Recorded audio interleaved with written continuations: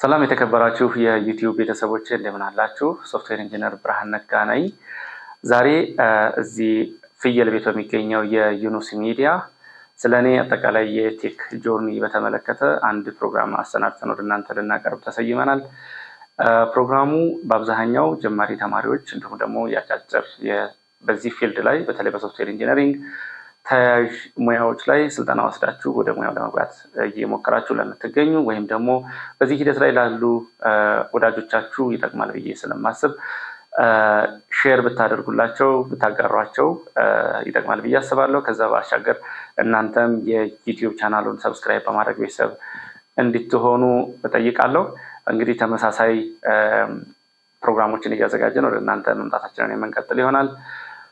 ዛሬ ላነሳላችሁ የፈለኩት ጉዳይ የኔን የቴክ ጆርኒ ነው። ምክንያቱም ምናልባት በፌስቡክ እና በቴሌግራም የምታውቁኝ ካላችሁ ብዙ መንገድ የሄድን የሚመስላችሁ በጣም ብዙዎች አላችሁና አትሊስት ያንን መንገድ አቺቭ ለማድረግ ወይም ደግሞ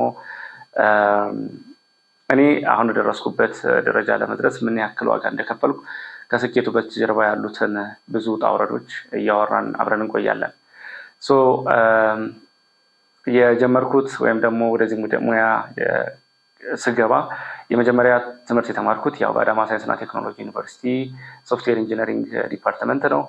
ከዛ በኋላ እንግዲህ ከተመረኩ በኋላ ወደ 10 ዓመት የስራ ልምድ አለኝ። በእነዚህ 10 ዓመታት የተለያዩ የሀገር ውስጥ ድርጅቶች፣ የውጭ ድርጅቶች በፍሪላንሰርም ብዙ ልምዶችን ማካበት ችያለሁ። እነዚህን እስከዛሬ ያገኘኋቸውን ልምዶችም እንዲሁ በቴሌግራም እና በሊንክዲን በፌስቡክ ሳጋራ ቆይቻለሁ። እነሱን አጠር አድርጌ ዛሬ በዚህ ቪዲዮ የማቀርብላችሁ ይሆናል ማለት ነው። ብዙዎቻችን የሆነ ሰክሰስ ስቶሪ ስንሰማ እሱን በተመለከተ በጣም በመመሰጥ ወደዛ ሙያ ለመሄድ ፍላጎት እናሳይ ይሆናል። ነገር ግን ብዙዎች የሚያወሩት አይ ቲንክ ስኬቱን ነው ብዬ አስባለሁ። ከዛ ጀርባ ያለው ታሪክ በደንብ መነገር መቻል አለበት ብዬ ስለማምን ሞሮፍ የኔ ትኩረት እሱ ላይ ነው የሚሆነው። የመጀመሪያው ነገር ብዙዎቻችሁ ልትፈተኑበት ትችላላችሁ ብዬ የማስበው ግሬድ እናስቀድም ወይስ በተለይ ለተማሪዎች ወይስ ደግሞ ሞር ወደ ስኪሉ ልናጋድል ይገባል ለሚለው ጥያቄ ብዙዎቻችሁ የምትጠይቁ ጥያቄ ነው። ከዛ ባሻገር ደግሞ አሁን ላይ ከኤአይ መምጣት ጋር ተያይዞ ይሄ ሙያ ይጠቅማል አይጠቅምም የሚል ጥያቄም ብዙ ሰው የምርት ገበያው ላይ አለ የለም የሚል ጥያቄ በጣም በሰፊ ይነሳበታል። እሱንም አብረን የምናየው ይሆናል። ከየኔን ጆርኒ እንግዲህ እንዳልኳቸው አዳማ ሳይንስና ቴክኖሎጂ ዩኒቨርሲቲ ከተመረኩ በኋላ በአብዛኛው ያው በተለይ ተማሪ እያለሁ ኢቭን ግቢ ውስጥ እያለሁ ራሴ ላይ ከክላስ ባሻገር እሰራ ነበር። የጓደኛ ሴሌክሽን በጣም ኢምፖርታንት ነበረ። በሰዓቱ ጥሩ የሚባሉ ጓደኞቼ ለኔ መንገድ እያሳዩኝ ልጆች ነበሩ። በተለይ ታይም ማኔጅመንት ላይ ስኪል ቢውልድ በማድረግ ረገድ ከግሬድ ባሻገር ምን መሰራት እንዳለበት በደንብ የተረዳሁበት ታይም ነበር። እዛ የነበረኝ ኤክስፔሪንስ ደግሞ በተለይ ወደ ኢንተርንሺፕ ፍለጋ ሲሄድ ወደ መመረቂያ አካባቢ ስንደርስ አቅሜን ለማሳየት የሚያስችል የሆነ ነገር ይዤ መምጣት ችዬ ነበር። ተማሪዎች ከሆናችሁ በተለይ ይሄኛውን ነገር በጣም ብትወስዱት ይጠቅማል ብዬ አስባለሁ። ምክንያቱም በሚቀጥለው ስቴፕ አሁን ያላችሁበትን ስቴፕ እንደ ኢንፑት ይጠቀማልና ሁሌም ለሚቀጥለው ዙር ወይም ደግሞ ለሚቀጥለው ፈተና አሁን ላይ ያላችሁበትን ደረጃ በደንብ መፈተሽ ያስፈልጋል ብዬ አስባለሁ። እኔ ላይክ በሜንተርሺፕም ቢሆን በሰዓቱ ዝግጁ ነበርኩ ብዬ አስባለሁ። ኢንተርንሺፕ የሚቀጥረኝ ወይም ደግሞ የሚያሰራኝ ለማግኘት ብዙ አልተቸገርኩም ነበር።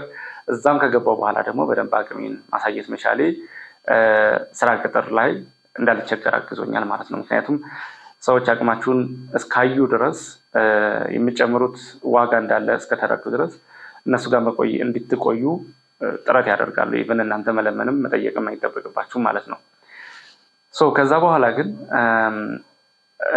ቀጣዩ ፈተና የስራ ሴኪዩር ካረግን በኋላ ወይም ደግሞ የመጀመሪያ ስራችንን ካገኘን በኋላ እዛው ስራ ላይ እሱን እንደ ኮምፎርት ዞን ወይም ደግሞ የተሻለ ፈተናን አለመፈለግ የብዙዎች ችግር ነው። እኔ በዚህ ረገድ ያደረኩት ምንድነው መንግስት ቤት ከሆንኩኝ በአብዛኛው እንደምታውቁት መንግስት ተቋማት ላይ ያሉ መስሪያ ቤቶች ላይ በጣም እንዴት ነው ለስራ ያን ያክል ፈታኝ አይደለም። ብዙ ነገሮችን መማር ብዙ ነገሮችን ማንበብ የሚያስችል በቂ ጊዜ አለ ብዬ አምናለሁ። እኔም ያንን ኦፖርቹኒቲ ተጠቅሜበታለሁ።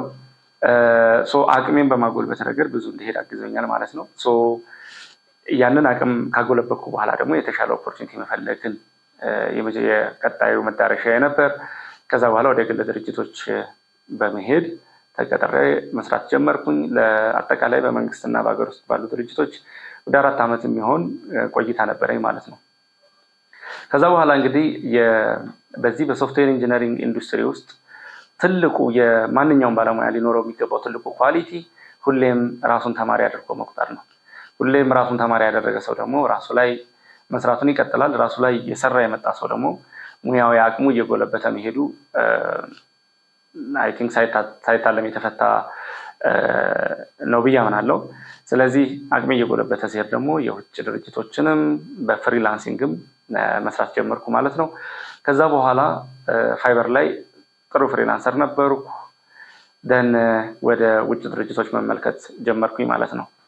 በዛን ሰዓት ያጋጠመኝ አንድ ፈተና አለ። እሱን እንግዲህ በጆርኒው ጀርባ ያሉትን ፈተናዎች ነው በአብዛኛው ላወራችሁ የምፈልገው ብያቸዋለሁና አንዱ ትልቁ ፈተና የነበረው የኮሚኒኬሽን ስኪል እንዲሁም ደግሞ ወርኪንግ አንደር ፕሬሸር ወይም ደግሞ ይሄ በስራ ኦፖርቹኒቲዎች ሲመጡ በአብዛኛው ጫና ይዘው ነው የሚመጡት እና አሳካዋለሁ አላሳካውም የሚለው ራሱ የኢምፖስተር ሲንድሮም ወይም ደግሞ እችላለሁ አልችልም የሚለውን በራስ መተማመኑን በደንብ እስከምንገነባ ብዙ መጓዝ ይጠበቅብኝ ነበር።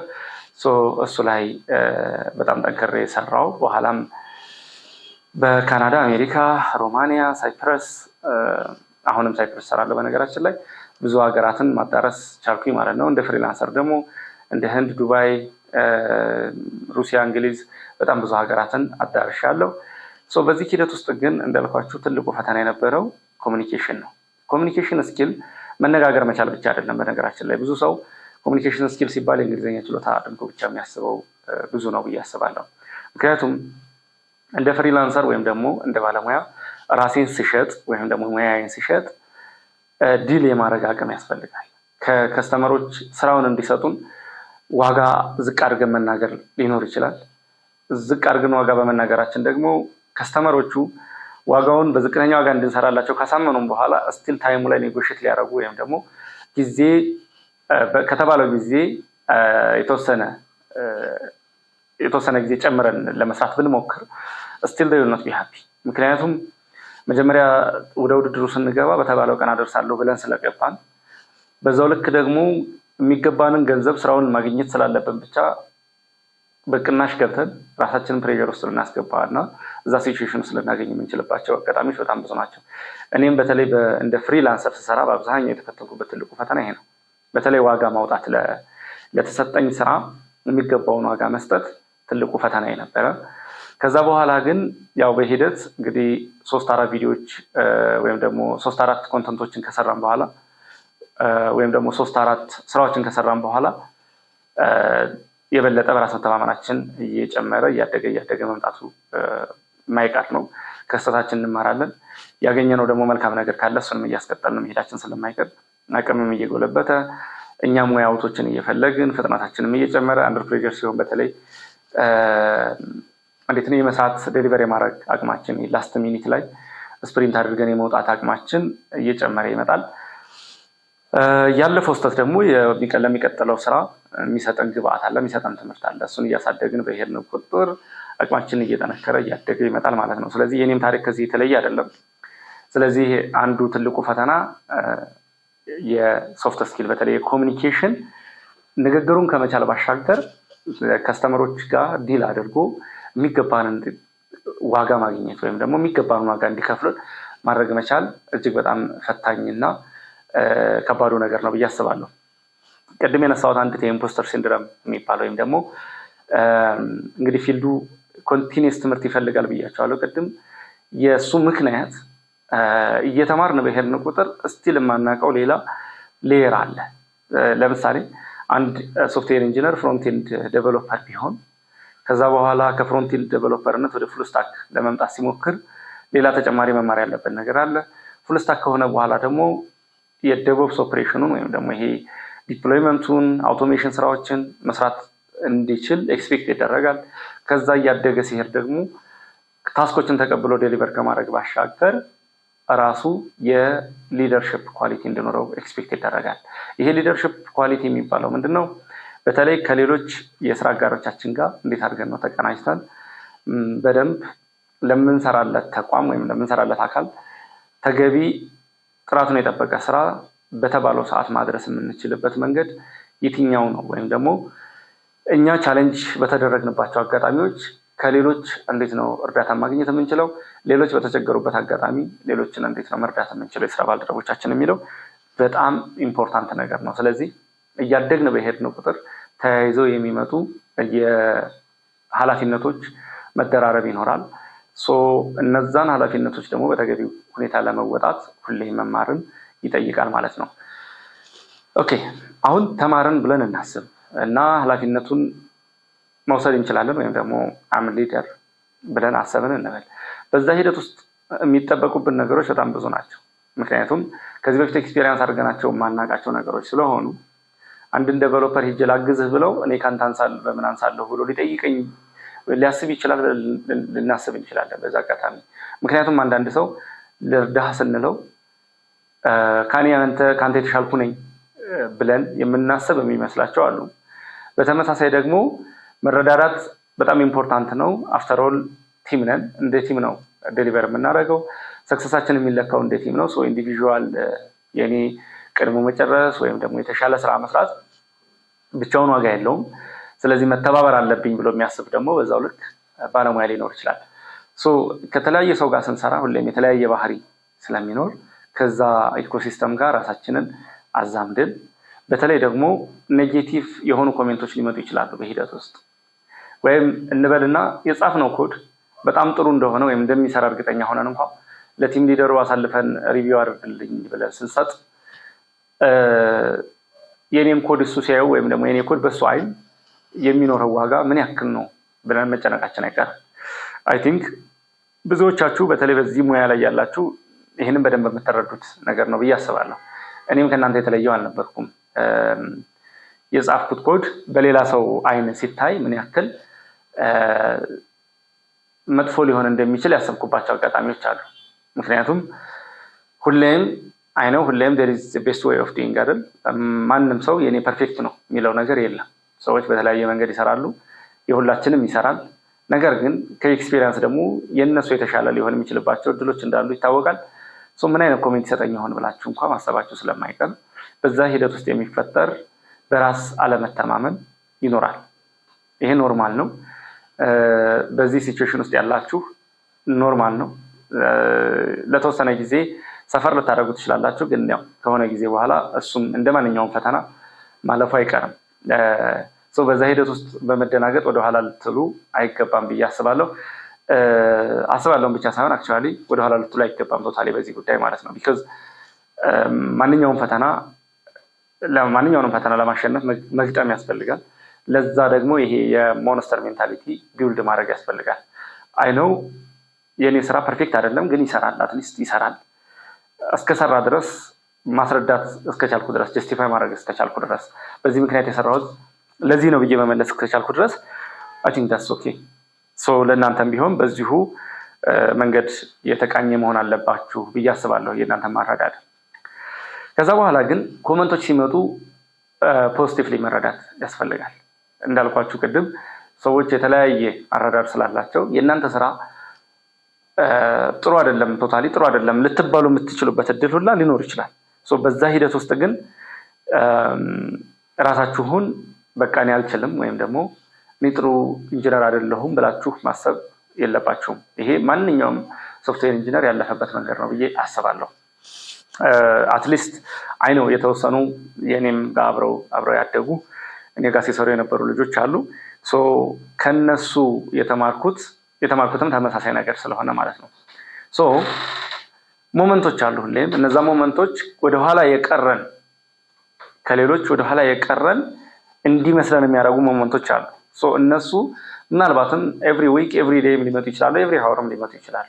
ምክንያቱም አንዳንዴ የተሰጣችሁ ስራ ምንም አይዲያው ላይኖራችሁ ይችላል። ማንበብ ይፈልጋል፣ ቪዲዮ ማየት ይፈልጋል። ስለዚህ መጠንቀቅ ያለባችሁ ወይም ደግሞ መገንባት ያለባችሁ የፕሮብለም ሶልቪንግ ፖቴንሻላችሁን ማዳበሩ ላይ ማሳደጉ ላይ እንጂ ማንም ሰው ሬዲ ሆኖ ለማንኛውም ስራ ላይ ይቀርባል ብዬ አላምንም። ተገቢ ለመቅረብ መሞከርም ራስን በጣም አቢዩዝ ማድረግ ነው ብዬ ነው የማስበው። ስለዚህ አንዳንዴ ከሌሎች ወደ ኋላ ቀርቻለሁ ብላችሁ ልታስቡ ትችላላችሁ። ነገር ግን ዳስ ኦኬ የማይሆነው ወይም ትክክል የማይሆነው ክፍተት እንዳለባችሁ እያወቃችሁ ያንን ክፍተት ለመሙላት ማትጥሩ ከሆነ ነው። ዳስ ዋይ የኮንቲኒየስ ለርኒንግ ኢምፖርታንስ የሚመጣው እዛ ጋር ነው። ሁሌ በተማርን ቁጥር እነዛን ጋፖች እየሞላን ስለምንመጣ ከዛም ባሻገር ደግሞ እየጠነከረ በመጣ ቁጥር ያቅማችን እየጎለበተ በመጣ ቁጥር የማይንድሴት ሽፍት ይመጣል። ከአልችልም ወደ እችላለሁ፣ ከጁኒየር ነኝ ወደ ሚድ ሌቭል መጥቻለሁ፣ ከሚድ ሌቭል ነኝ ወደ ሲኒየር መጥቻለሁ እያላችሁ ራሳችሁን አክሴፕት ማድረግ የምትጀምሩባቸው ታይሞች ይመጣሉ ማለት ነው። ይህንን ሀሳብ አንስቼ ያው ላወራችሁ የፈለግኩት አንድም በተለይ በፌስቡክ እና በቴሌግራም በጣም ብዙ ጥያቄዎች ይደርሱኛል። ሜንተርሺፕ በጣም ኢምፖርታንት ነው ብዬ አምናለሁ። ምክንያቱም እኔ የተፈተንኳቸውን ፈተናዎች ሌሎች ጋር የሚደርሱ ከሆነ አይ ቲንክ በምን አለፍኩት እንዴት ኦቨርካም አደረኩት የሚለውን ነገር ለሰዎች ማጋራት በጣም ኢምፖርታንት ነው ብዬ አስባለሁ። ምክንያቱም እኔንም ሜንተር ያደረጉኝ ባለሙያዎች ስለነበሩ እነሱ ለእኔ አዳረጉልኝም ቫሊው ምናልባትም ከኔ ደግሞ በኋላ ለሚመጡት እኔም ተመሳሳይ ነገር ማድረግ አለብኝ ብዬ በጽኑ አምናለሁ። ዳስ ዋይ እነዚህን ጥያቄዎችን ለመመለስ የሞከርኩት ማለት ነው። እንግዲህ ትልቁ ወደኋላ ቀርቻለሁ ወይም ደግሞ በዚህ ሙያ ላይ ለመግፋት ብቁ አይደለሁም ብለን እንድናስብ የሚያደርጉን የተወሰኑ ባህሪያቶች አሉ። ብዙዎች ጀማሪ ሶፍትዌር ኢንጂነሮች ወይም ደግሞ በዚህ ሙያ ላይ ያሉ ባለሙያዎች የሚያጋጥሟቸው ነገሮች ማለት ነው። የመጀመሪያው ራስን ከስኬታማ ሰዎች ጋር ማነጻጸር ወይም ደግሞ ማወዳደር ነው።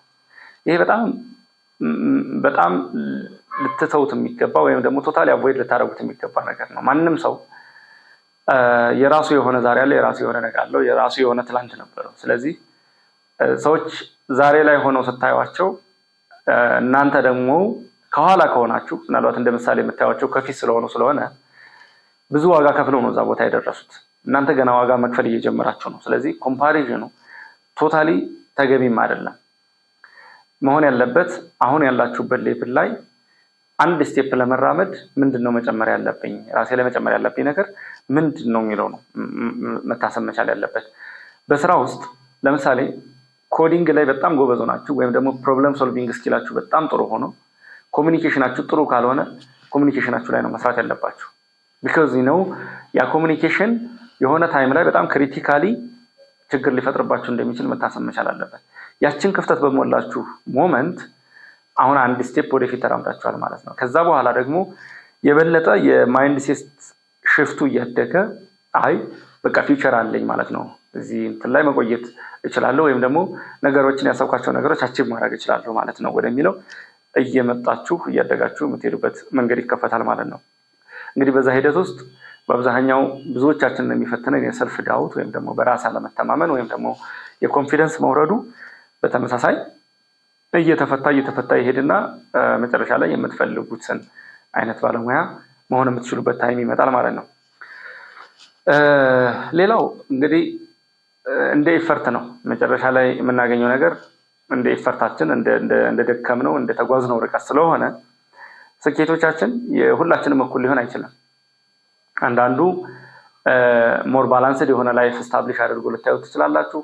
አንዳንዱ በሙያው በጣም ሰክሰስፉል ነው ግን በሌሎች ጉዳዮች ደግሞ ወደ ኋላ ቀርቶ ልታዩት ትችላላችሁ። አንዳንዱ ሁሉንም ማሳክቶ ልታገኙ ትችላላችሁ። እሱ ሁሉም ሰው የራሱ የሆነ መንገድ አለው ከላይፍ ስታይሉም ጋር መሄድ ስላለበት። ነገር ግን the best way በጣም ዲሲፕሊን ማሳደግ ነው።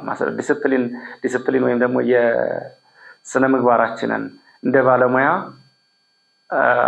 በሙያችን ረገድ ስራ ስንሰራ እንዴት ነው መሆን ያለብን፣ በፋሚሊ ጉዳይ፣ በታይም ማኔጅመንታችን፣ ኮሚኒኬሽናችን፣ ከሰዎች ጋር ያለን መስተጋብር፣ ሶሻል ላይፋችን፣ እነዚህ ነገሮች ሁሉም አፍተር ኦል ያው ሰው ስለሆንን ሌሎች ሰዋዊ ነገሮችን በጎንዮሽ ስለሚኖርብን ሁሉንም ባላንስ ለማድረግ መሞከር ያስፈልጋል። በዛ ሂደት ውስጥ የሚገጥማቸው አንድ ትልቁ ችግር የወርክ ላይፍ ባላንስ ነው። ይሄ አይ ቲንክ በዚህ የማይፈተን ሶፍትዌር ኢንጂነር ያለ አይመስለኝም። በእርግጥ በሌሎች ሙያዎች ይኖራል ብዬ አስባለሁ፣ ግን እዚህ ሙያ ላይ በጣም ጠንካራው ፈተና እሱ ነው። ወርክ ላይፍ ባላንስ ማለት አንዳንዴ ስራው ላይ በጣም ጎበዝ ሆናችሁ ወይም ደግሞ በስራው በጣም ጥሩ ስቴጅ ላይ ደርሳችሁ ሙሉ ታይማችሁን ግን የሚፈልግ ይሆንና ፋሚሊ ታይማችሁን ወይም ደግሞ ለራሳችሁ መስጠት የሚገባችሁን ጊዜ ቶታሊ ኢግኖር ልታደርጉ የምትችሉበት እድል አለ። እኔም በግሌ የተፈተንኩበት አንዱ ትልቁ ችግር ይሄ ነው።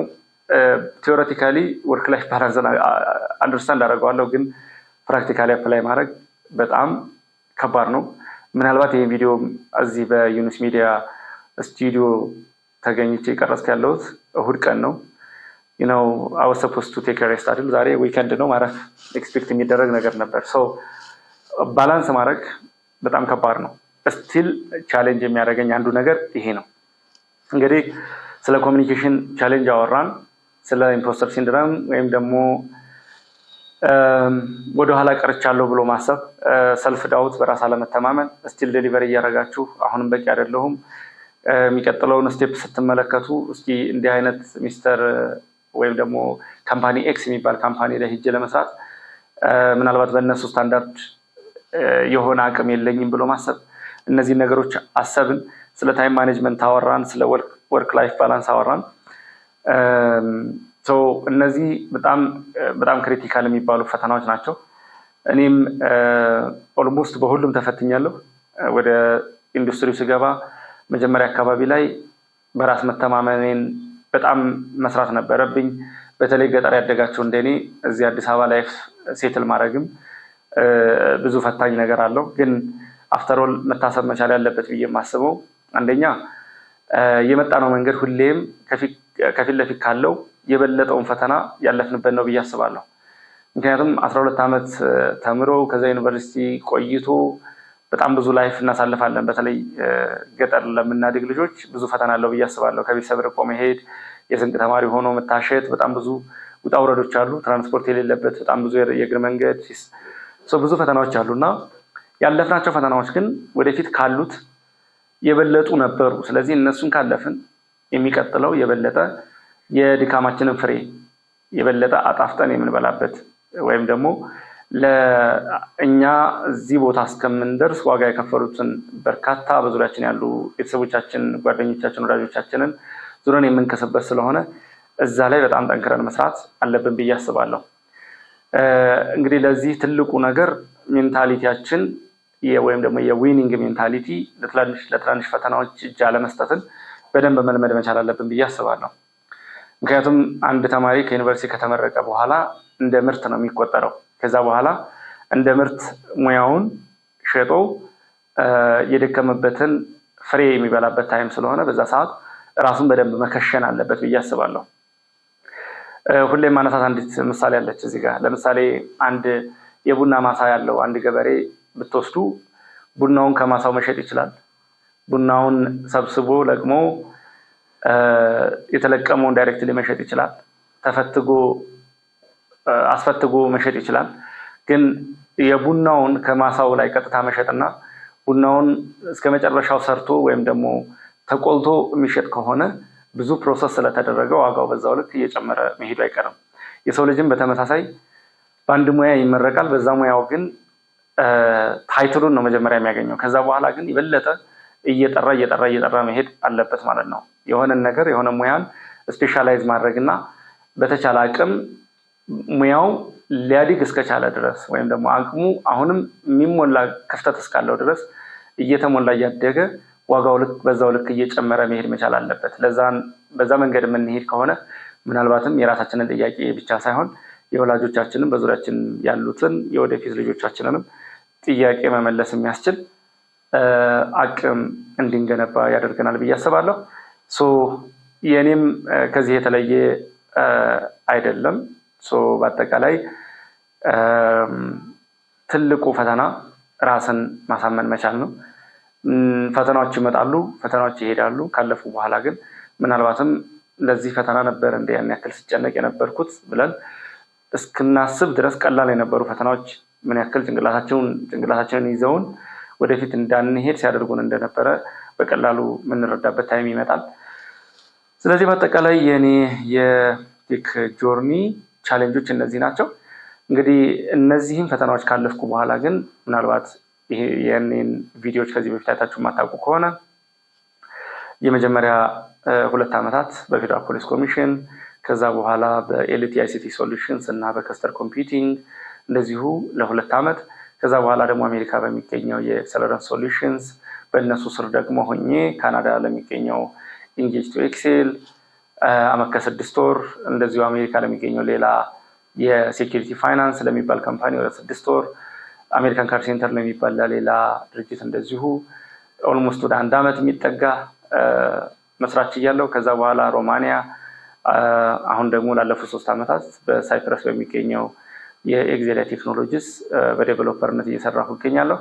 የራሴም ቴክኖሎጂ ካምፓኒ ደግሞ ፊውዥን አይቲ ኮንሰልተንሲ የሚባል እንደዚሁ አንድ የቴክ ካምፓኒ አለኝ። በዛም በሲቲኦነት እያገለገልኩ እገኛለሁ። ቤዚካሊ ይህን ስላችሁ እኔ ሰክሰስፉል ነኝ እያልኩ አይደለም። ብዙዎች የሰክሰስ ስቶሪ ሲያወሩ ብዙዎች ሰዎችን ላይክ አቴንሽን ለመሳብ ተብሎ ብዙ ሰክሰስ ስቶሪው ነው የሚወራው እና ዛሬ እኔ ላይክ the other side ለማሳየት ነው ይህን ቪዲዮ ላዘጋጅ የፈለኩት።